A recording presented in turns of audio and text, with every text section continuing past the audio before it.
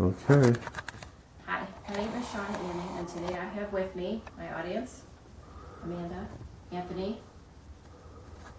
My husband's running the camera for me. Today I am going to talk about a government-introduced, regulated, and funded program called the SNAP program. Our government spends $80 billion a year for this program alone. There are other programs that are funded by the government also, but this one alone spends $80 billion.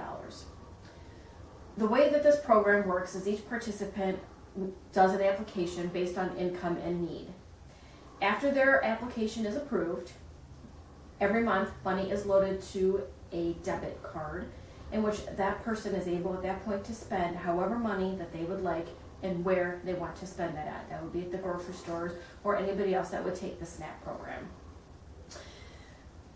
The reasoning that the issue is behind this card is because now that they can spend anything they want, that's exactly what they do. A lot of it is not spent on proper nutrition for their children. When the food stamp program was introduced in 1939, it was never designed to be used as a lifetime support. If we were to make more strict guidelines for this program, we would have healthier children, thinner children, more people working as opposed to depending on the others and assistance as a way of a life.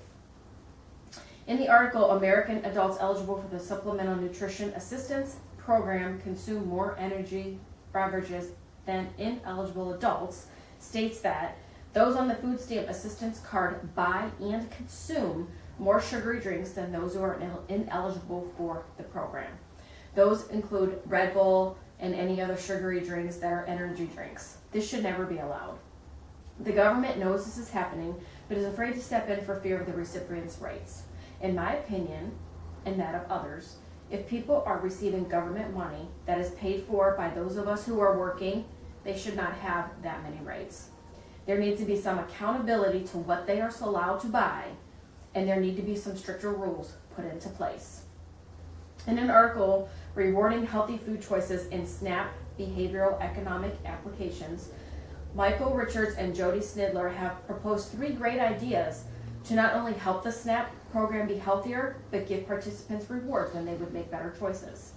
The proposal had 3 main points. The first one was to earn rewards based on the products that were purchased. Kind of like on the idea of like a Walgreens or something, that you would earn points for every healthy food purchase that you made. And in the end, you would get either monetary rewards or just points that would add up on that card that would lead to other rewards.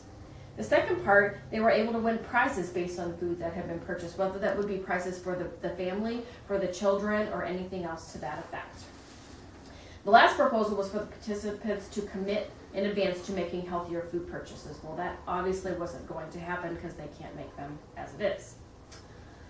The next article, The Effects of SNAP and WIC Program on Nutrient Intakes of Children, shows the difference between SNAP program and the WIC program.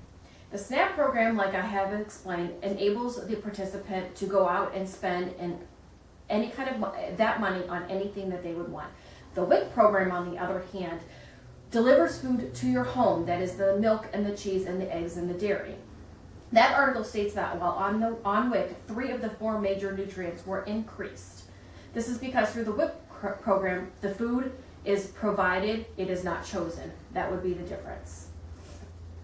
In an article by Jill Fox, Restrict Eligible Items, she has a great idea. Congress needs to amend the provisions of food stamps as well as reduce fraud and abuse.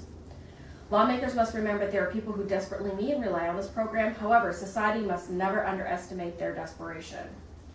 But on the next hand, nobody benefits from buying soda, ice cream, and other junk food that the SNAP program is allowed for them to buy. We need to require the food to be healthy: fruits, grains, skim milk, and dairy, and proteins. If the people on this program are not interested in eating only the healthy foods that are provided, then they wouldn't be able to use the food stamp program. Imagine the savings that our country would save, and imagine the health benefits that would arise from that. Another article, Should the House Pass Nutrition Reform and Work Opportunity Act? Frank Lucas states, there's no denying that the SNAP benefits provides important support for many Americans who are struggling. It serves a noble purpose to help you when you hit rock bottom, but that does not mean that you need to stay at the bottom, and that's why it is important that we ensure the integrity of this program. I personally, at the age of 18, found myself in a situation where I needed government assistance.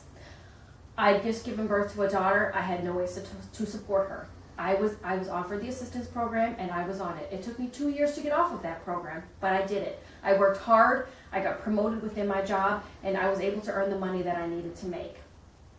The system that we have in place today enables too many people to be lazy. It does not force them to work or go to school to better their lives. It is nauseating to know that I'm the one working and paying for that. Our government has done nothing more than enable these people to continue their lifestyle. The sad fact is, I do not see this changing for the better anytime soon. In fact, I'm sure the worst is still coming.